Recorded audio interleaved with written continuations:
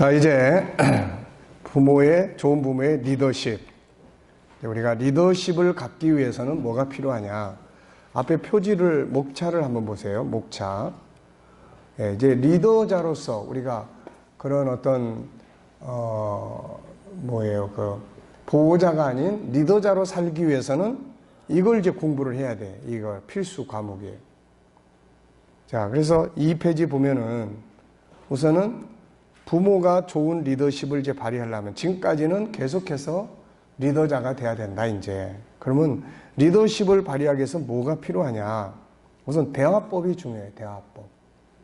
대화법은 5가지가 있어요. 경청, 공감, 말하기, 좋아 이루기, 피드백 받기. 이 5가지를 잘 할 수 있도록. 물론 이제 아이들이기 때문에 아직 철이 들기 전에는 때로는 이제 벌도 줘야 되고 그런 게 있어야 돼요. 근데 벌을 줄 때 어떻게 하라고 그랬습니까? 그 6가지 이야기를 했죠. 아이들이 선택할 수 있게 하고, 그러니까 벌을 감정에 의한 징벌이 아닌 잘못한 일에 대한 책임으로서 느끼게 만들어주는 거예요, 이게. 그 다음에 이제 질문의 기술, 그 다음에 훈계의 기술, 멘토링과 코칭의 기술, 코칭의 기술이 필요해요. 여기까지가 이제 최소한 리더자로서의, 엄마가 리더자로서의 기능을 발휘하려면은 요 정도는 알아야 되겠다, 이거. 그래서 하나, 둘, 셋, 넷, 5개. 그 다음에 이제 자녀를 사랑하기. 그래서 자녀를 정말로 사랑하기 위해서 해야 될 일이 뭐냐. 자녀의 성공을 도와야 되고, 교육을 이해해야 되고, 교육이라는 게 도대체 뭐냐. 올바른 교육 철학을 가져야 되고, 학습법에 대해서 좀 알아야 된다. 그런데 우리가 일반 사회적 학습법보다는 성경이 말하는 학습법에 대해서 우리가 좀 이해를 해야 되고, 그 다음에 사춘기를 이해를 해야 된다. 그리고 자녀도 아픈 마음을 가지고 있기 때문에 이런 갈등들을 풀어갈 수 있는 이런 리더십이 필요하다. 이렇게 정도 되면은 자격증을 줄 수가 있어요. 엄마의 자격증. 네. 자, 그러면 이제 6장 보겠습니다. 대화법. 자, 경청과 공감. 자, 대화법의 중요성. 사람과 사람이 소통하는 데 있어서 가장 중요한 것은 대화다. 대화가 단절되면 관계가 파괴되는 거죠. 그런데 이제 대화를 하는데 항상 창세기 3장을 기반으로 대화를 하는 사람이 있어요. 또 창세기 1장 27절을 기반으로 대화를 하는 사람이 있어요. 자, 여러분들을 보면은 주로 창세기 3장에 근거한 대화를 많이 합니까? 창세기 1장 27절을 근거로 한 대화를 많이 합니까? 이 말은 쉽게 말하면 창세기 3장에 나오는 말의 특징은 죄성을 띠고 있어요. 죄성. 거짓말, 분노, 너 때문이야 라는 거, 두려움, 염려와 고민, 이런 것들이 다 창세기 3장에서 다 나타나는 반응이에요. 아주 그런 독이 서려 있는 말들, 이런 거예요. 근데 창세기 1장 27절은 선한 말들이에요. 바울이 에베소 4장에서 선한 말을 해서 듣는 자에게 은혜를 끼치게 해라. 그 선한 말이에요. 살리는 말이에요. 자, 창세기 1장 27절을 기초한 대화법과 창세기 3장을 기초한 대화법의 차이는 뭔가? 우선은 창세기 1장 27절을 기반으로 하면은 어떻게 됩니까? 자녀를 독립되고 존귀한 인격적으로 인정을 해요. 창세기 1장 27절을 보면 하나님의 형상을 가진, 내가 낳았지만은 내 소유가 아닌 독립적인 인격체로서의 기능이에요. 많은 문제는 넌 내가 낳았으니까 넌 내 마음대로 해야 돼. 너는 내가 하는 대로 따라와야 돼. 엄마가 낳았잖아. 그러니까 한 번은 우리 요한이가 어렸을 때 엄마한테 뭐라고 하냐. 엄마, 왜 나는 맨날 엄마 마음대로만 해야 되는 거야? 네. 그러니까 자기도 독립적인 존재라는 거죠, 이게. 그러니까 우리가 독립적 존재로 인정하는가 아니면 소유로 생각하는가의 차이점이 있다. 그래서 그 뒤에 보면은 이런 말들. 내 자식이니까 내 마음대로 할 거야. 당신이 뭔 상관이야. 아이들은 회초리를 들어야 말 들어. 몽둥이가 약이야. 애들이 뭘 알아? 다 널 위해서 하는 말이니까 들어. 너는 엄마 아빠의 꿈이야. 반드시 아빠의 꿈을 이루어야 돼. 이런 말들은 아이들을 고통받게 하는 말들이죠. 자녀를 독립된 존귀하게 여겨야 할 인격체로 보는 게 아니라 자기 소유물로 보는 데서 나오는 말들입니다. 창세기 3장의 잘못된 인식에서 나오는 말들이에요. 그 다음에 하나님의 성품을 기본으로 하는 대화의 기초. 우리가 이 유일성, 인격성, 거룩성, 사랑성, 영원성, 이게 우리 안에 들어있는 성품이에요. 아이 속에 이게 들어있는 성품이에요. 그러니까 대화를 할 때 이거를 끌어낼 수 있는 대화가 필요한 거예요. 이거를 나도 이 말을, 이 안에 있는 말을 할 수 있도록 해야 된다는 거야. 유일성에는 무슨 말들이 나올 수 있어요? 자녀의 존귀한 본능을 이해하고 인정하는 대화. 자녀의 존귀함을 인정하는 대화. 자녀의 다름을 인정함으로 비교하지 않고 독창성을 인정해주는 대화. 그 안에 있는 장점을 찾아서 말해주고 수고하고 애쓰는 점을 인정하고 칭찬하고 격려하는 대화. 재능을 일깨워주는 대화. 그러니까 여러분들이 하루를 놓고 볼 때 이런 걸 체크를 해보시라고요, 이거. 그래서 나는 오늘 내 아이하고 대화를 했는데 주로 어떤 대화가 많이 오고 갔는가? 평범한 대화만 많이 했나? 싸우는 대화를 많이 했나? 재능 개발의 대화를 많이 했나? 유일성의 성품들이 나타나게 하는 대화가 많았는지 안 했는지. 인격성. 요거는 인격성 안에는 생각, 자유, 소통이 들어있어요. 자녀의 생각을 존중해주고 다양한 생각, 창의적인 생각을 많이 할 수 있는 대화. 자녀가 자유한 자임을 인정하고 그의 생각을 억압하지 않고 치유하고 자유케 하는 대화. 자녀와 서로 소통해야 할 존재임을 인정하고 소통에 필요한 대화.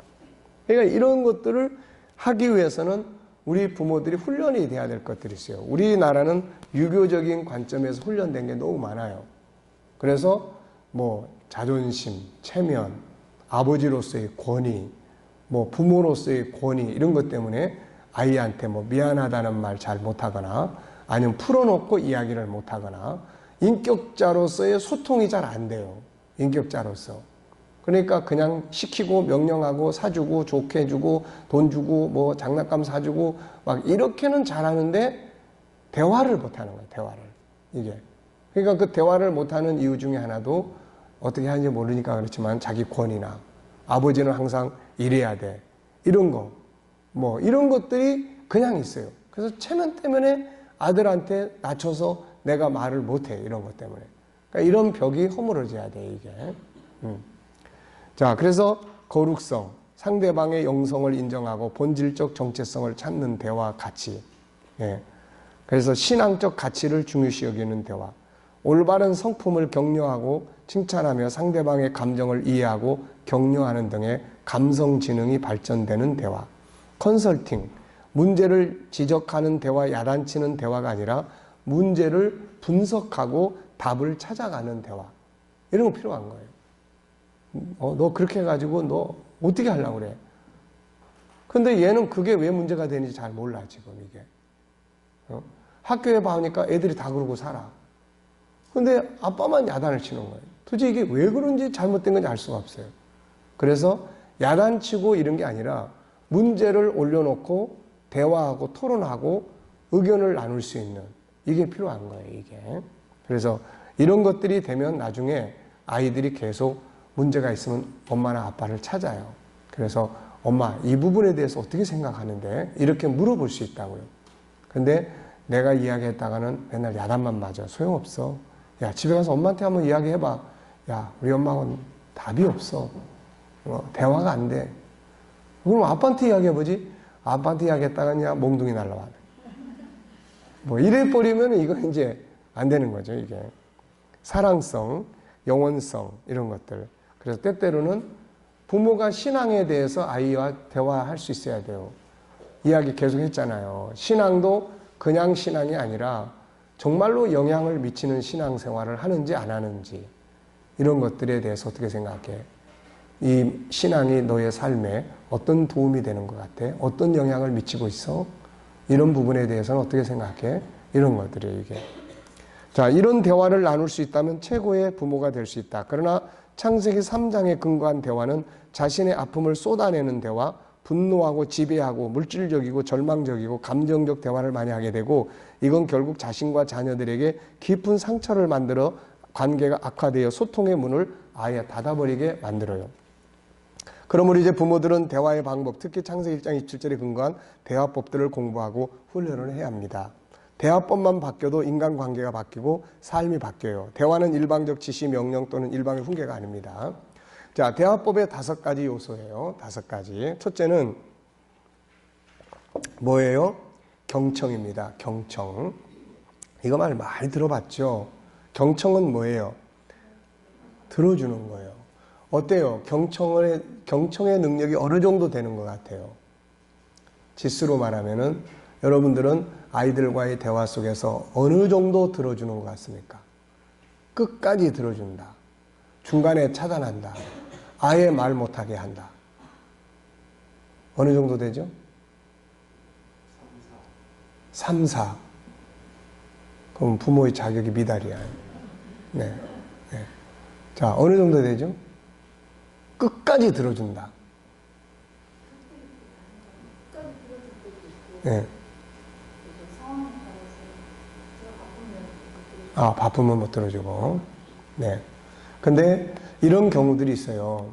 이건 어느 책에서 나온 이야기인데, 아이가 모처럼 엄마한테 가서 자기 그림을 그려오는 걸 가지고 보여주고 이야기를 하는데, 엄마가 지금 정신없이 바쁜 거예요. 정신이 바빠가지고 알았어 그래 이따가 봐줄게. 그리고는 자기 볼일 보러 나갔는데, 이 아이는 평생토록 그걸 안 잊어버리는 거예요. 평생토록 이게. 그러니까 아무리 바빠도 공감을 얻고 갈 수 있도록 일단은 그런 게 필요해요, 이게. 그래서 그런 부분들. 자, 여기 보면 이제 91페이지 보면은, 네, 위에 보시면 어떤 찬사에도 마음의 문을 열지 않는 사람일지라도 자기 이야기를 진지하게 들어주는 사람에게는 마음을 빼앗기게 된다. 또, 요구사항 자체가 해결되지 않아도 경청만 잘해줘도 갈등의 90%는 해결된다. 성경에서도 잠언 18장 13절에 보면 사연을 듣기 전에 대답하는 자는 미련하여 욕을 당한다. 듣기 전에 말하면 실수가 많아. 여기 이제 어떤 사람의 이야기 써놨는데, 아들이 속썩에 말썽 부려가지고 막 떠드니까 야단을 쳤어요. 근데 나중에 가서 보니까 그렇게 할 이유가 있었던 거예요, 이게. 그러니까 끝까지 들어봤더라면은 그런 상황이 안 생겼을 텐데, 안 들어보고 자기 식대로 처리하다 보니까 사정이 있다는 걸 알게 되는데, 이미 아이한테는 상처가 된 거죠. 자, 그래서 먼저 들을 줄 알아라. 우리가 귀를 입보다 위에다가 붙여놓은 이유. 우리 몸의 구조를 보면은 입보다 귀가 위에 있어요. 왜 그래요? 먼저 들으라는 거예요, 먼저.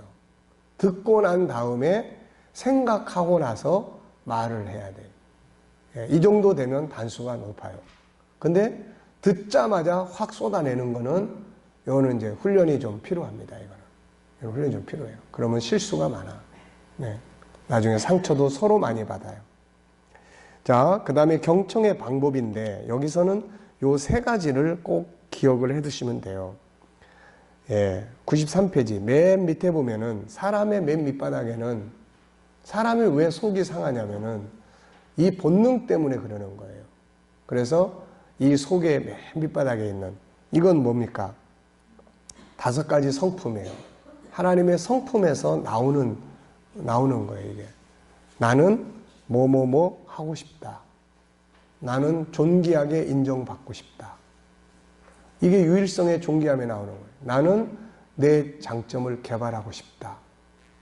나는 비교당하고 싶지 않고 나 자신에 대해서 존중함을 받고 싶다.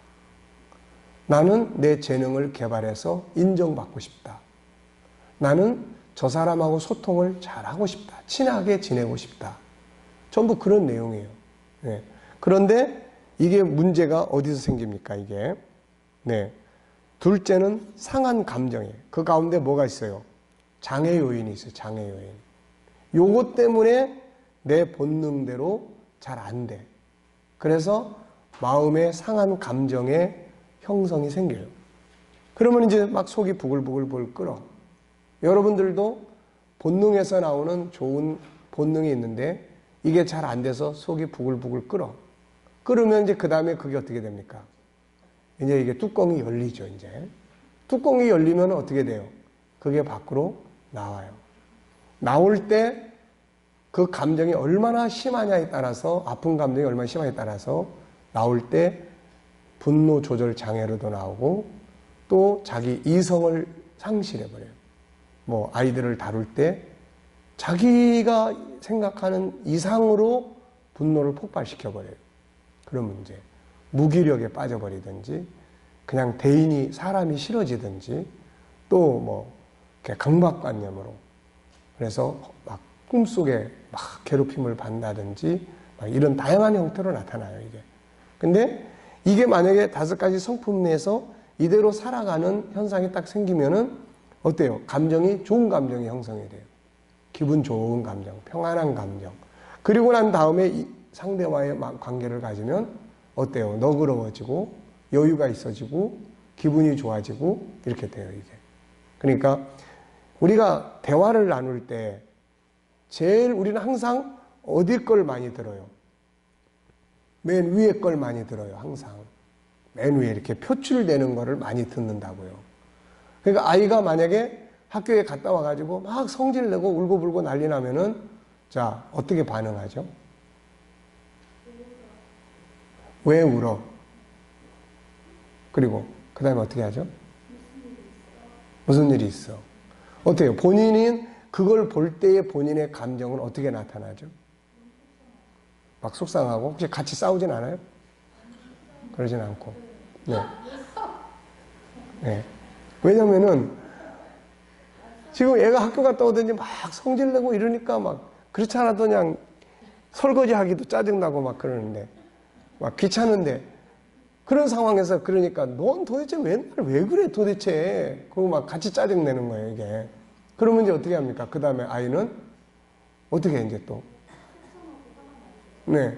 엄마는 아무것도 모르면서 그러고는 방으로 그냥 가방 확 던져놓고 방으로 들어가요. 그럼 어떻게 해, 이제? 이제 잡으러 쫓아가죠, 이제. 너 이리 와. 넌 도대체 그냥 왜 그래? 문 안 열어놓어? 응? 나중에 가면은 너 나와. 끝장내자, 너 오늘. 예. 그래서 우리는 어쩔 수 없이 보이는 현실에 더 민감해요. 그렇지만은 이 훈련을 해야 됩니다. 얘가 지금 감정이 많이 상해있구나. 그러면 얘가 말 안 하고 방으로 확 들어가 버려요. 그럼 어떻게 하면 좋겠어요? 쫓아가서 문을 열고 끌어낸다. 그냥 내버려 둔다. 또 거기서 이제 더 공부를 많이 한 단수가 높은 엄마는 이제 밑에 상한 감정을 이해를 하죠. 그러면서 스마트폰이 있으면은 오늘 마음이 많이 상해 있구나. 그래, 이따가 좀 쉬었다가 상한 감정에 대해서 이야기하고 싶을 때 있으면 엄마한테 이야기해주면 고맙겠다. 정도로 이렇게 해주면은 돼요. 그런 다음에 그러면 이제 제 이야기 하고 싶을 때 나와서 이야기를 하면은 훨씬 더 이야기를 나눌 수가 있죠. 그 다음에 더 단수가 높은 엄마는 이제 요 밑에 걸 봅니다. 제가 상한 감정이 있어서 저러는구나까지 보면은 이제 요거는 중간쯤 단수고, 고단수는 제가 뭐 때문에 저러나 원인 분석을 같이 나중에 대화를 나눌 때 쭉 하죠. 그래서 네가 그 아이하고 사실은 친하게 지내고 싶어 하는구나. 그렇다면은 엄마가 어떻게 도와주면 그 아이하고 친할 수 있을까? 엄마가 떡볶이 해줄 테니까 한번 데려와 볼래? 뭐 이런 다양한 것들을 통해서 얘의 욕구를, 예를 들면 이런 거 있어요. 지난번에 이제 의정부에서 세미나할 때 나왔던 이야기인데, 애가 이제 성적이, 얘는 하고 싶은 욕구가 굉장히 강한 아이예요. 근데 성적이 떨어졌어. 그랬더니 성적이 떨어져가지고 속상해 하는데, 그러면 이제 엄마가 어떻게 할 것 같아요? 여러분 같으면. 하고 싶은 욕구가 있는데 잘 안 돼가지고 속이 얘가 상해가지고 와서 막 짜증내고 속상해 하니까 어떻게 반응할 것 같아요? 네. 우선은 단수가 아주 낮은 분은 역시 같이 성질 내죠. 같이 성질 내고. 그래도 조금 단수가 높은 분은 지금 그런 이야기예요. 괜찮아. 아이 뭐 공부 시험 점수 낮으면 어때? 엄마는 야 공부 그보다 못했어도 이렇게 잘 살잖아. 이런 이야기예요. 근데 하고자 하는 욕구가 강한 아이한테는 그게 굉장히 짜증나는 소리예요. 이게. 그게. 그러면 이제 단수가 더 높은 엄마는 어떻게 합니까? 그래. 그러면 그 문제가 뭔지 우리 한번 같이 고민해 볼까? 그래서 얘로 하여금 고민하는 문제를 성취하도록 도와줘야 돼요. 성취하도록. 예를 들어서 얘는 그런데 별 관심이 없는 애한테 뭐 너 열심히 해보도록 엄마가 도와줄 테니까 한번 문제 풀어보래. 이러면은 이건 이제 엄청 스트레스고, 그런 애들한테는 괜찮아. 엄마도 뭐 공부 못했어도 이렇게 잘 살잖아. 뭐 아니면 훌륭한 아빠만 잘 만나면 돼. 근데 뭔가 하고자 하는 의욕을 강하게 가진 아이는 괜찮아, 걱정하지 마. 이게 아주 안 좋은 말이에요, 이게. 그러니까 그런 경우는 그래, 좀 쉬었다가 우리 한번 같이 토론해보자. 어디에 문제가 있는지. 이렇게 해서 성취할 수 있도록 만들어주는 것이 이게 아주 중요합니다, 이게. 그래서 그럴 때 사용할 수 있는 것이 뭐냐면은 코칭이에요, 코칭. 그래서 이 엄마들이 반드시 코칭 공부를 해야 됩니다, 이거. 제가 이 강남에 가서 이 코칭이라고 하는 걸, 세상은 도대체 어떤 코칭을 하나 하고 가서 들어봤는데, 이틀 공부하면서 제가 59만 원을 내고 가서 공부를 하고 듣고 왔어요. 근데 사실 코칭의 원리는 다 성경이에요, 다. 근데 우리는 그거를 활용하지 못하고 세상은 그걸 활용을 하는 거예요. 근데 내가 그때 들은 이야기가 뭐냐면, 강남의 엄마들은 비싼 돈을 내고 코칭을 공부를 합니다. 자녀들에게 이런 부분들을 도와주기 위해서. 그런데 그 참 얼마나 열정이에요, 이게. 그래서 우리 부모들이 다 기본적으로 코칭 공부를 해야 돼요. 그래야 문제를 토론하고 그 문제를 해결하고 하는 방법을 같이 찾아갈 수 있어요. 코칭이라는 게 뭐냐면 잠언 20장 5절을 성취하는 프로그램이에요, 이게. 다른 거는 훈계입니다. 이렇게 저렇게 이렇게 하면 돼. 잘할 수 있어. 이런 거지만 코칭은 그래, 안 되는 문제가 뭔데? 그래? 그 문제가 지금 너한테 어떤 영향력을 미치고 있어? 속상해 미칠 것 같아. 그래? 그러면 네가 그 문제를 그대로 놔두고 지나가면 어떤 결과가 올 것 같아? 다른 과목도 잘 안 될 것 같아. 그래? 그럼 어떻게 하고 싶은데? 나 이 반드시 정복해야 돼. 그래? 그러면 정복하기 위해서 우리가 목표를 어디까지 세워볼까? 그러니까 공부라는 것도 그런 거예요. 이번에 시험을 보는데 학기말고사를 잘 봐야 되는 게 목표인지, 아니면 흥미를 잃어버린 과목을 내가 이 과목에서 재미를 붙이는 것이 목표인지, 아니면 이해가 잘 안 돼서 이해를 하는데 필요한 것이 목표인지, 이런 것들을 이제 분석을 해야 돼요. 해가지고 그 부분을 아이하고 같이 토론을 하면 됩니다. 중요한 거는 엄마 아빠가 뭐 수학을 잘 가르칠 수 있어야 된다, 영어를 잘 가르칠 수 있어야 된다, 이러면은 못해. 근데 그거는 얼마든지 딴 사람이 다 할 수 있어요. 그러니까 우리는 방향을 이끌어 가줄 수 있는 거예요. 네, 그런 방식이에요. 그래서 어떤 아이는 문제를 해결하도록 도와줘야 되는 아이가 있고, 어떤 아이는 그거를 평안하도록 내려놓도록 만들어줘야 될 아이도 있고, 다양하겠죠, 이제. 자, 그래서 상한 감정을 들어야 된다. 이제 그런 이야기를 쭉 하고 있습니다. 자, 95페이지로 넘어가 보겠어요. 기타 일반적인 경청의 방법들. 그래서 여기 보면 뭐 경청할 때 뭐 어떤 자세를 가지고 해야 되는지, 이런 이야기를 좀 해놨습니다. 자, 나의 경청 지수, 이걸 좀 높이자. 끝까지 들어주는가? 중간에 끊는 일이 많은가? 처음부터 자기 말만 하는가? 이제 이런 부분들도 한번 체크해 보시고요. 자, 그대로 넘어가겠습니다. 96페이지 보시면 이제 95페이지 감정 컨트롤의 중요성에 이야기했어요. 끝까지 들어주는 거는 알겠는데, 공부를 해서 알겠는데, 듣다 보니까 막 성질이 막 올라오는 거야, 이게 막. 감정이 막 절제가 안 돼. 그 속에서 어떻게 해야 되느냐? 그래서 감정 컨트롤이 아주 중요해요. 잠언 4장 23절, 16장 32절이 전부 다 감정, 성격을 컨트롤하라는 말씀이에요, 이게.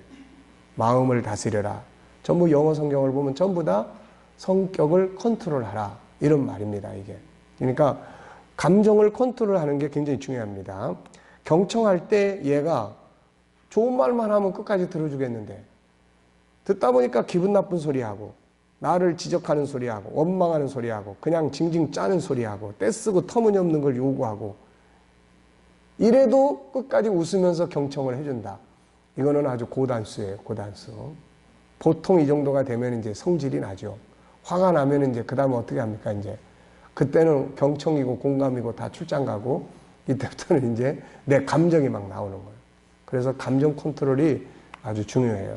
그래서 성경에서 오직하면은 마음을 다스리는 것이 여기서 생명이 여기서 난다라고 이야기를 했을까요? 자, 우선 이런 것들을 좀 훈련하면 도움이 돼요. 심호흡. 5초 동안 숨을 들이쉬고 5초 동안 숨을 내쉬고 심호흡. 그 다음에 자녀가 그 순간에 그래도 우리 애가 이런 거 참 잘하는데 라고 하는 걸 떠올려 보는 거. 뭐 우리 자녀가 그래도 미래에 아주 효자가 될 거야 라고 하는 자기의 내의 생각. 다른 극적인 것들을 생각하거나 말씀 암송. 계속해서 자기 뇌에게 흥분은 금물이다. 한번 따라해 보세요. 흥분은 금물이다. 네. 그래서 자기를 흥분은 금물이다 해서 자기 뇌를 훈련시켜 줘야 돼요. 그리고 이제 그래 조금만 네 솔직하게 이야기해도 돼요. 아들의 이야기 듣다 보니까 엄마가 지금 졸도할 것 같아. 그러니까 조금 기다려. 엄마 가서 물 한 컵 마시고 올게. 뭐 이렇게 하고 나서 자, 엄마 물 마셨으니까 이제 준비됐으니까 다시 말해봐. 그리고 갈 수 있는 거. 그러니까 이런 부분들이에요. 자, 이런 것들이 이제 경청입니다. 중요한 거는 듣는 훈련을 많이 하라는 거예요. 그리고 감정이 막 올라올 때 그때 잘해야 돼요. 그때. 사실은 감정을 잘 다스리는 거예요. 그리고 공감이에요. 공감은 어떻습니까? 예, 공감은 우선은 자녀가 이야기하는 부분에 대해서 인정해 주는 거예요. 인정해 주는 거. 그래서 중간중간 우리 장구 칠 때 뭐 합니까? 장구 칠 때 뭐 하죠? 네, 중간중간에 뭐 맞장구 쳐주잖아요. 노래 이야기도 표현도 해주고. 경청이 끝나면 일단은 뭘 해야 돼요? 말해줘서 고마워. 서양 사람들의 언어가 이런 걸 아주 잘합니다. 네. 그래가지고 성질나게 끝까지 다 했어도 마지막에 가서는 땡큐라는 말은 그냥 잘해요. 습관이 돼가지고. 그냥 땡큐. 싸우면서도 땡큐 하고서는 이제 그런 말. 근데 우리도 이런 걸 습관할 필요가 있어요. 어쨌든 기분 나쁘지만 말해줘서 고마워라는 표현. 자녀가 중요하게 여기는 일을 듣고 나서 뭐 그런 거 가지고 그러니 보통 애들이 많이 대화가 문이 닫히는 거는 애들의 세계에서는 지금 굉장히 심각한 세계인데 엄마나 아빠가 그거를 대수롭지 않게 여기고 가버리는 거예요. 이런 것들이 결국 대화의 문을 닫게 만듭니다. 이게 우리 엄마는 내가 하는 말을 귀찮게 여기는구나. 말해봐야 소용없어. 이런 것들을 이제 되는 거예요. 그래서 심각하게 들어주는 거죠. 네가 잘못하니까 그렇지. 선생님한테 야단 맞고 하니까 네가 잘못했으니까 야단 맞는 거 아니야? 너 뭐 잘못했어? 뭐 이렇게 추궁하거나. 문제는 나중에. 일단은 굉장히 많이 속상해야겠다라는 말, 공감해 주는 거예요. 잘잘못을 가리지 않고 일단 편을 들어주는 것이 아주 중요하다. 뭐 이런 거예요. 우리 여기 이제 시집살이 하면서 그런 부분들 많잖아요. 시어머니들이 와서 뭐 이러쿵저러쿵 하면은 여러분들이 남편한테 시어머니 이야기 하잖아요. 도대체 그냥 당신 엄마는 왜 그런지 모르겠어. 그러면은 보통 남편들이 어떤 반응을 보입니까? 주로 공감을 많이 해주나요? 아니면 당신이 참아 그래도 아니면은 당신 뭐 잘못해서 그런 거 아니야? 우리 어머니 그럴 뿐 아닌데 뭐 이런다든지 좀 더 잘해봐 뭐 이런다든지. 어느 쪽에 서서 이야기를 주로 해요? 예?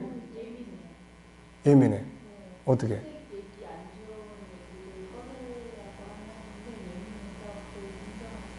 인정하지 않는다. 아주 골치 아프네요. 자, 또 어떻죠? 그러니까 이게 남편들이 이게 이제 부부 교실을 하면 남편들이 일단 그런 걸 공부를 해야 돼.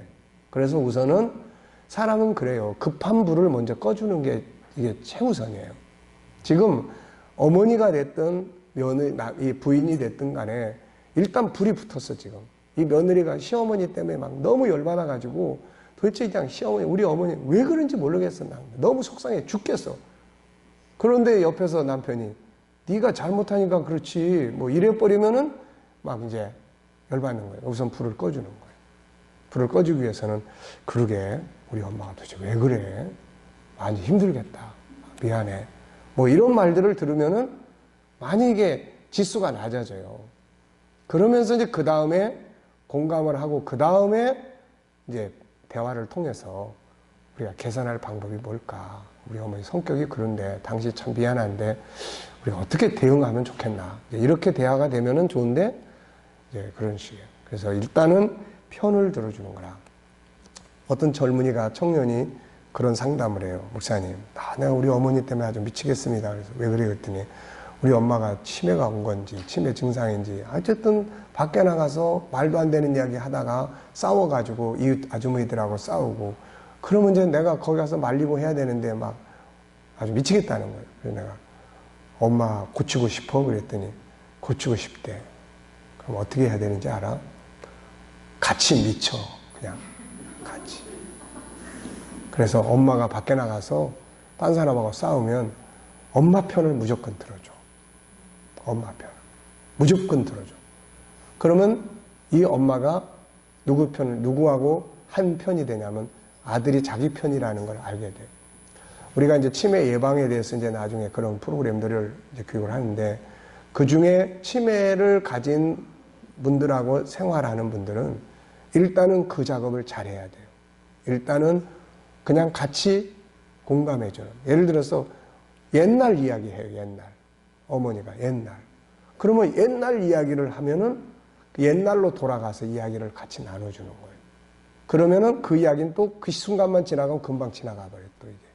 그러니까 이런 부분들을 우리 어머니가 왜 그러셔? 어머니 지금 그런 시대가 아니에요. 지금 엄마 도대체 왜 그래? 이러면은 이제 적으로 알아요. 적으로. 쟤는 내 적이야. 이렇게. 그러니까 공감이라는 건 우선 같은 편을 만드는 거예요. 그래서 아이들이 그런 문제가 있을 때도 우선 공감을 해주는 게 중요하다. 자, 그 뒤로 넘어가겠습니다. 7장으로 넘어가겠어요. 그래서 일단은 대화법은 뭐가 필요해요? 우선은 경청, 듣는데 세 가지. 요한복음 8장에 보면은 범죄한 여인을 앞에다 놓고 유대인들은 돌을 들어서 죽이려고 하고 예수님은 살려 용서를 하죠. 왜 그랬을까요? 같은 사람, 상황을 놓고 한쪽은 용서하고 한쪽은 돌 들어 죽이려고 하고. 이유가 간단해요. 셋 중에서 뭘 보느냐는 거예요. 셋 중에서. 맨 위에 걸 유대인들은 보고 있어요. 범죄했어요. 저건 죽어야 돼. 근데 예수님은 왜 저 사람이 자기 삶을 저렇게 망가뜨리고 있는가? 아픈 마음을 본 거예요. 그러면 아픈 마음을 보면 불쌍히 여겨져요, 이게. 불쌍해지는 거예요. 그 밑에도 그 여인도 그렇게 살다 돌 맞아 죽으려고 세상에 온 게 아니잖아요. 아름다운 삶을 꿈꾸는 본능이 밑에 있는데 여러 장애 요인 때문에 안 되니까 마음의 상처들이 가득하고 나중에 자기 삶을 버려버린 여인이잖아요. 자기 삶을. 그러니까 아픈 마음을 보면 부둥켜 안고 울 수가 있는 거야, 이게. 그러니까 뭘 보느냐에 따라서 대응이 달라질 수 있는 거예요, 이게.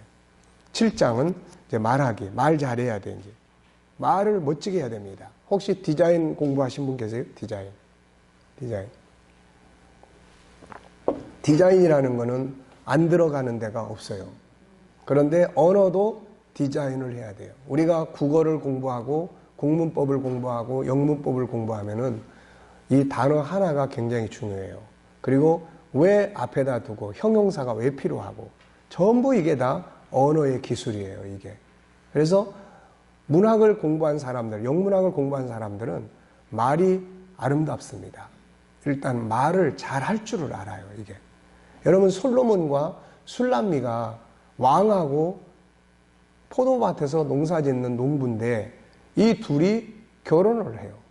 신분을 뛰어넘어서. 그 사이에 있는 게 뭐냐면 말이에요. 근데 말의 수준이 같아. 이쁘기만 한 여인들은 왕궁에 더 많아. 그때 당시만 해도 벌써 60여 명의 궁녀가 있었어요. 그런데 솔로몬하고 이 술람미 여인이 문학적인 대화의 코드가 맞는 거예요. 이게. 예를 들어서 술람미 여인을 보고 솔로몬이 자기 이야기로 멋있게 이렇게 이야기를 쫙 했을 때 술람미 여인이 눈만 멀뚱멀뚱하고 전하 그게 무슨 뜻이옵니까? 이렇게 물어봤다면 이거는 안 되는 관계야. 근데 마주치는 거예요. 자기를 그렇게 표현할 줄 알고. 그러니까 이게 말을 참 잘하는 게 중요해요. 우리 그런 말 하잖아요. 너는 어찌 그렇게 말하는 게 그러냐? 응?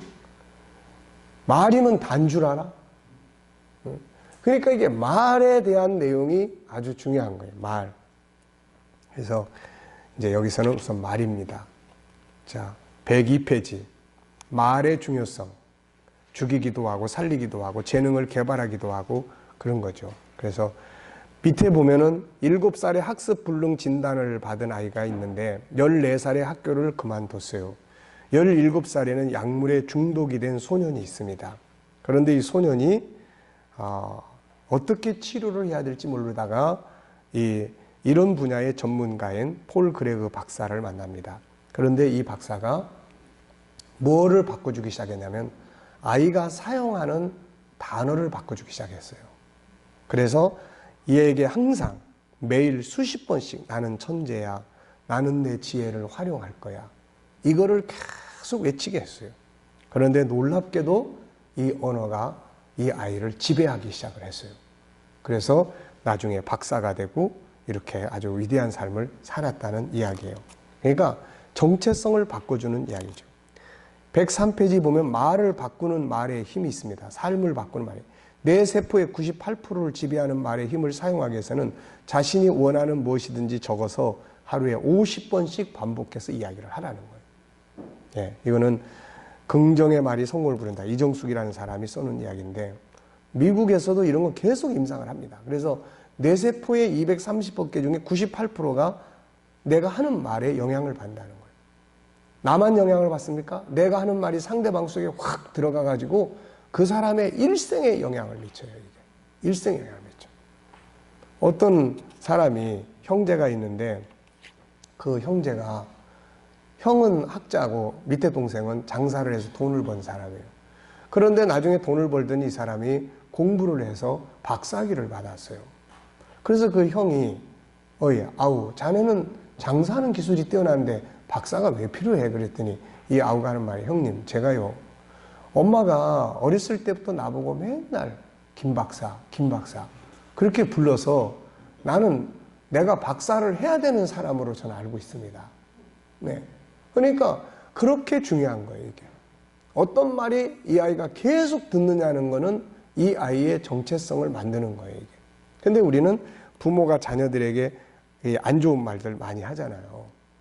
때로는 속상하니까 그냥 바보같이 이런 말 한다든지 너는 왜 이렇게 머리가 나빠 이런 말 한다든지 이런 말들은 절대로 하면 안 되는 말들이에요. 이거. 자, 여기도 보면은 또 어느 회사에서 트럭 운전하는 짐을 옮겨주는 회사예요. 그런데 그 옮겨주는 회사에서 운전기사들이 물건을 잘못 따라와가지고 해마다 회사가 손실을 많이 보게 됐어요. 그래서 이 회사 사장이 어떻게 이걸 고쳐볼 수 있을까, 손실을 막아볼 수 있을까 해서 또 그런 전문가에게 의뢰를 했더니 그 전문가인 에드워드 데밍이라는 박사가 이제 이 문제를 다뤘어요. 그런데 결국 원인을 다 분석을 한 다음에 이분이 회사 사장에게 제언한 것은 이 기사, 이 운전사들의 이름을 바꿔줘라, 다. 이름을. 그래서 뭘로 바꾸라고 그랬냐면은 트럭 운전사 대신에 그들 스스로를 장인으로 부르게 했어요. 장인. 장인이라는 게 무슨 말입니까? 달인이라는 뜻이죠. 기술자. 처음에는 뭐 이런 말을 쓰라고 그러면서 웃기도 하고 그랬는데 점점 쓰면서 나중에는 사람이 변하기 시작을 했어요. 그리고 또 나중에 회사의 손실을 막아주게 됩니다. 이게 말이 장인이야. 내가 장인인데. 이런 생각이 머릿속에 스며들기 시작하면서 이 사람들은 내가 장인인데 그래도 내가 물건을 다루는 달인인데 그것이 물건을 함부로 다루지 않도록 만들어주는 거예요. 기사 아저씨, 김 기사, 이 기사 이거보다는 아무개 장인 이렇게 불러주는 말이 이 손실을 나중에 다 복구하게 되는 이제 이런 역사를 만들었다는 이야기예요. 단어 하나만 바꿔서 사용해도 놀라운 일들이 벌어져요. 그러니까 우리가 지금 말하고 있는, 내가 내 아이들에게 사용하는 말들을 한번 쭉 점검을 해보시라고요. 내가 사용하는 말이 아이에게 어떤 영향을 미칠 것인지, 내 말이 아이 속에, 지금 어쩌면 여러분들이 한 말 중에 어느 말은 아이의 뇌 속에 깊이 박혀가지고 그게 그 아이의 인생을 지금 만들어가고 있을지도 몰라요, 이게. 그러니까 그런 것들을 통해서 내가 사용하는 말들을 살펴보고 그 말 중에서 디자인하거나 편집해야 될 말들이 있는지 요거를 체크를 해 보셔야 됩니다. 자, 무슨 말인지 아시겠죠? 이게 아주 중요한 거예요, 이거. 네. 지금 여러분들이 실험을 해보면은, 지금 여러분들이 예를 들어서, 자, 눈을 딱 감고, 자, 나는 지금 너무 힘이 없어. 이런 말을 계속하면 금방 몸에서 기운이 쫙 빠지는 걸 느낄 수 있어요. 그런데 그 다음에 눈을 다시 감고 나는 이걸 반드시 해야 돼 라는 말을 하기 시작을 하고 몸에서 나타나는 현상을 딱 느끼며 보면 몸의 긴장감이 움직이기 시작을 합니다, 이게. 그러니까 이게 뇌가 지배하는 거예요. 우린 다 신경조직이에요, 신경조직. 이게 신경조직을 지배하는 거예요, 이거. 그래서 뇌가 사령탑이에요. 얘가 무슨 말을 듣느냐, 무슨 말을 듣고 그거를 신경조직에 다 전파를 하느냐에 따라서 우리 몸의 구조가 움직이기 시작을 하는 거예요, 이게. 그래서 전에 누가 그런 이야기 한번 하더라고요. 텔레비에 나온 이야기라고 그러더라고. 음식을 딱 먹고 배가 불러 있는데 그 다음에 또 자, 이번에 우리 뭐 먹자 그랬더니 안에서 이제 그걸 보니까 안에 신경조직이 탁탁탁탁탁 정리를 해가지고 그 음식이 들어올 공간을 딱 만든다는 거야, 이게. 예. 그래서 우리 가끔가다 그런 말 하잖아요. 먹고 난 다음에 뭐 들어갈 자리 또 있어. 그러니까 신경조직이 몸의 구조를 그렇게 바꾼다는 거예요, 이게. 바보라는 말을 계속 듣는 사람하고 천재라는 말을 계속 듣는 경우하고 우리 몸의 구조가 달라진단 말이에요, 이게. 네. 그러니까 이런 것들이 우리 많이 심상해보면 알잖아요. 전에 뭐 음식에도 밥에도 한쪽은 난 널 사랑해, 한쪽은 난 널 미워해. 나는 이제 콩나물을 가지고 실험을 해본 일이 있는데 한번 해보세요, 다. 말이 얼마나 무서운 건지. 하나님이 세상을 다스리는 도구로 준 것이 말이에요. 우리 안에 능력이 있고 이걸 말로 표현해서 그 말이 세상을 다스리게 돼요. 예수님의 말씀 앞에 만물이 다 순종하는 거예요. 예수님이 무슨 특별한 도구 사용했습니까? 아니잖아, 이게. 네. 말. 그래서 언어의 구분, 재능 개발의 말이에요. 자, 평범한 말, 싸우는 말이 있습니다. 재능 개발의 말은 뭐예요? 어떻게 생각해? 어떻게 하면 더 변화를 줄 수 있지? 이런 말들이에요. 이런 말들은 안에 있는 재능을 개발해 주는 말이에요. SQ를 개발하고 싶어. 피아노를 잘 치는 아이한테. 피아노를 잘 친다.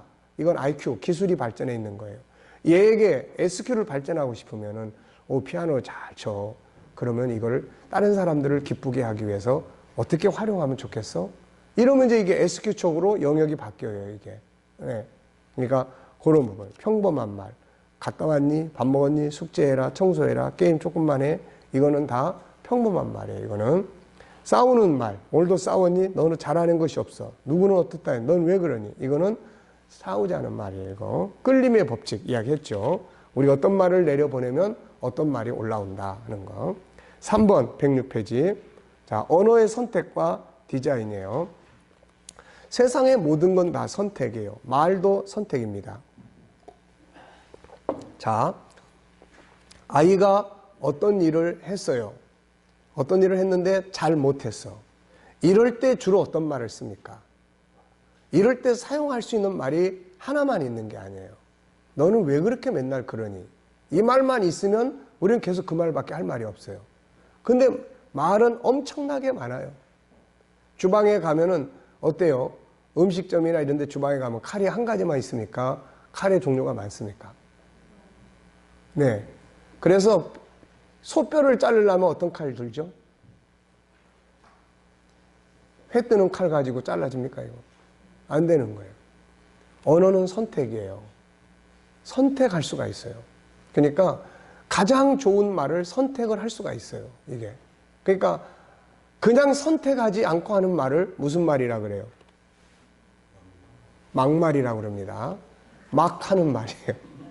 막 하는 말. 그러니까 선택하는 말을 선택하는 거예요. 선택. 그리고 디자인할 수 있어요. 잘 이렇게 이쁘게 단장할 수가 있어요. 말을. 그래서 어떤 사람은 말이 아름다워요. 감동적이에요. 네. 어떤 사람은 말이 뭉퉁뭉퉁해. 네. 그러니까 형용사라고 하는 것은 말을 아름답게 만들으라고 만들어진 용어들이에요, 이게. 그러니까, 자, 안녕하세요. 이 말 가지고, 안녕하세요. 이 말만 하는 게 아니에요. 거 보면, 네, 안녕하세요. 이 말을, 자, 이렇게 디자인을 해본다는 거죠. 손을 흔들어. 써먹으라고 해놓은 거니까. 안녕하세요. 그 다음에 형용사를 붙여. 오늘도 함께 할 수 있어서 너무 감사해요. 사실 이건 안 해도 되는 말이야. 안녕하세요. 그럼 다 통하는데, 붙이는 거야. 형용사. 그래서 영어도 접속사들이 많아요.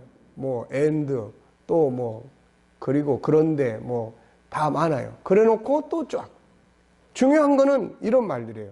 또 그랬더니 뭐라고 반응이 옵니까? 반갑게 웃으며 안녕하세요가 아니라 만나서 정말 반가워요. 그 다음에 그 뒤에 말이 더 감동적이야. 나는 A씨를 볼 때마다 생기가 돕니다. 기분 좋잖아요.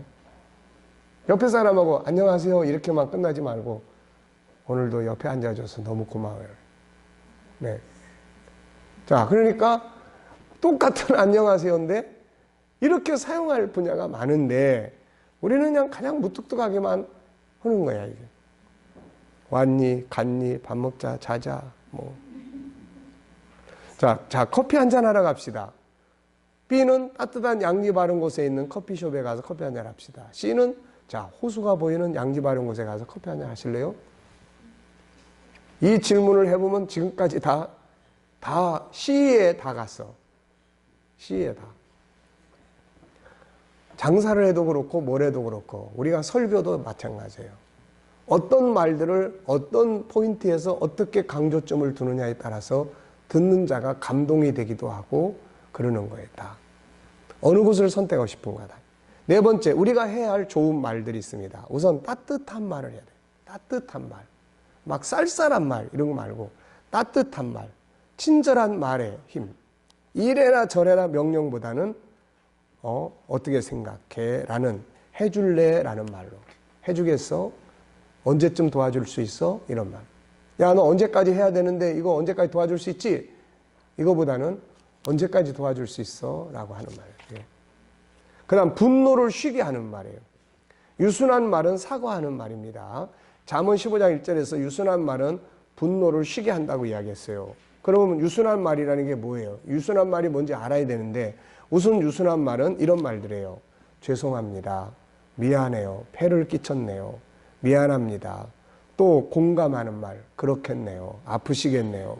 또 존귀하게 여겨주는 말이에요. 정말 늘 좋으신 분인데 이렇게 하시는 거 보니까 많이 힘드시겠네요. 또 뭐 감사하는 말이에요.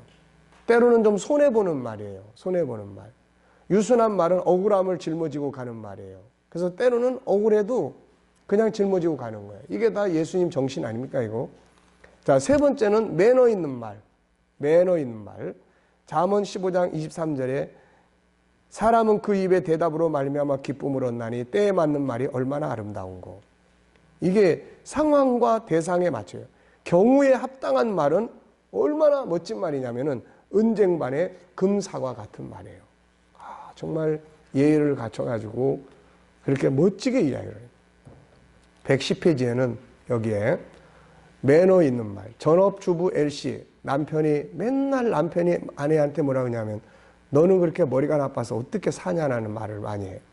이 말 때문에 아내가 그냥 노이로제에 걸릴 지경이에요. 그녀의 남편은 명문대 명문학과 출신이다. 그녀도 명문대 출신이지만 남편과 달리 사립대학 출신이다. 남편은 공부는 잘했지만 사회적 지능은 낮은 편이어서 거액의 부모님 유산을 사업한다고 다 털어먹었다. 그러면서도 항상 바빠서 집안일은 나 몰라라 했다. 사회적 능력이 부족한데도 인정하지 않고 가족은 물론 친척들에게 늘 함부로 말해서 인심을 잃었다. 누구에게나 명령조로 말하고 자기 할 말 있으면 무조건 상대방의 말 끊고 바보 멍청이 같은 모욕적인 언사가 일상이었다. 아내에게는 매너를 지키면 큰일이라도 나는 양 툭하면 너는 머리가 그렇게밖에 안 돌아가냐 하면서 핀잔을 줬다. 그렇다고 깍듯하게 예의 바르게 말할 줄 모르는 것도 아니다. 남들에겐 깍듯하게 매너를 갖춰 말했다. 부부 동반 모임에 참석하면 주변 사람들에게 남편이 요즘 세상에 보기 드문 매너맨이라 좋겠어요 라는 인사까지 들었다. L씨는 남편의 그런 태도가 가증스러웠다. 그녀는 남편의 매너 없는 말을 들으면서 자신도 모르게 가장 표독스러운 말을 찾게 되더라고 했다. 끌림의 법칙이 이렇게 이제 나오는 거예요. 언제부턴가 남편이 머리가 그렇게 안 돌아가냐 그러니까 아내도 그래 나는 머리가 그렇게 안 돈다. 머리 잘 돌아가는 너는 왜 가족 부양 하나 제대로 못하냐. 막 이제 도끼가 서렸죠 이제. 너 같은 것이 좋다고 평생 살 걸 생각한 내가 바보지. 그러면서 자신이 들어도 유치한 말을 서슴없이 하게 됐다는 것이다. 이런 말싸움이 반복되자 내가 남은 인생도 이 남자와 이렇게 싸우며 살아야 하나라는 생각이 든다며 상담자를 찾았어요. 그 상담자는 이렇게 이야기를 해줬습니다. 남편의 매너 없는 말이 비위가 상해도 눈 딱 감고 매너를 갖추어서 대꾸를 해보라고 했어요. 그러니까 남편이 창세기 3장의 근거에서 이야기를 하면 나는 창세기 3장 하지 말고 창세기 1장 27절로 이야기를 하라 그렇게 이야기했어요. 남편이 너는 머리가 그렇게밖에 안 돌아가냐라고 말하면 예전처럼 말하지 말고 내 머리가 그 정도밖에 안 돼서 미안해. 그러니까 머리 좋은 당신을 선택한 거지라고 바꾸어 말해보라고 했어요. 근데 그 말이 입에서 안 떨어져 가지고 1년 이상 실천을 못했어요. 그리고 이제 1년 뒤에 연습을 해서 화장실에 가서 또 연습하고 연습해 가지고 어느 날 드디어 이제 그렇게 했습니다. 그랬더니 남편은 그녀의 달라진 응대에 눈이 휘둥그레지더니 조용히 입을 다물기 시작을 했어요. 며칠간 남편은 그녀에게 말 걸기를 주저하며 왜냐하면 어떤 말이 나올지 몰라가지고 주저하더니 조금씩 말을 조심하기 시작하더란다. 지금은 서로 매너를 지키며 관계 좋아졌다. 그러니까 선으로 악을 이기는 거죠. 그래서 창세기 3장이 나왔어. 너는 머리가 왜 이렇게 맨날 안 돌아가니까 나도 그렇게 쏟아내면 같이 창세기 3장에 맞부딪혀서 창세기 6장으로 가는 거야 이제. 창세기 6장으로 가면 뭐가 된다고 그랬어요? 물심판이 와. 물심판. 창세기 6장은 노아의 물심판 오잖아요. 물심판이 오는 거야. 그러니까 그렇게 가면 안 되고 우리는 창세기 1장 27절로 돌아가는 거야. 딱 그러려니 하고 그래 당신이 창세기 3장을 말하는구나. 좋다. 나는 창세기 1장 27절의 카드를 꺼내겠다. 그래 딱 생각하고 매너 있는 말 한마디 딱 하면은 갑자기 말이 조용해져요. 네. 왜냐하면 상대방이 함부로 대하지 않으면 역시 상대방도 함부로 못 대합니다. 그게 인간의 가진 마음이에요. 그래서 뭐 행복하게 하는 말, 평안을 주는 말, 감동적인 말, 걱정거리 내게 맡겨주세요. 뭐 내가 그릇이 있는 거 아닙니까? 이런 말들 다 좋은 말들이에요. 그 다음에 네 번째는 좋은 점, 수고하는 점, 애쓰는 점을 찾아서 말해주는 거예요. 그래서 이런 거에 달인이 돼야 돼. 그래서 그 뒤에 보면 사람을 교정하려면 비록 몹시 작은 일일지라도 상대를 아낌없이 칭찬해줘라. 그런 이야기예요. 자, B. 그의 수고와 애쓰는 모습을 이걸 자꾸 찾아내야 돼. 이걸 자꾸 찾아내. 네. 애를 써서 했는데 맛이 뭐 이래 그러면은 이것 때문에 저도 혼난 일이 많이 있었어요. 그래서 이제는 뭐 해주면은 좋은 점을 먼저 찾아내려고 애를 씁니다. 아이의 낮은 성적에 그것도 뭐 성적이라고 받아서보다는 노력하고 수고한 점 이런 것들을 찾아서 이런 것들이 자꾸 아이 속에 있는 창세기 1장 27절을 키우는 겁니다. 이게 자 잘하는 부분 또 잘한 부분 잘할 수 있는 가능성의 부분을 보는 눈을 가져야 돼요. 잘하는 것, 잘한 것, 안 좋은 것, 안 되는 것 이런 것보다는 이런 것. 그 다음에는 아이용법. 아이용법이 뭔지 아시죠? 너는 왜 그래? 너 때문에 아주 미치겠어. 이게 아니고 내 마음이 많이 아파. 그러니까 자기 상태를 표현하는 거죠. 이게. 자, 그런 이야기고 114페이지 가면은 사랑의 5가지 언어가 있습니다. 사랑의 5가지 언어. 그래서 사랑의 5가지 언어는 상대방이 원하는 언어가 있다는 거예요.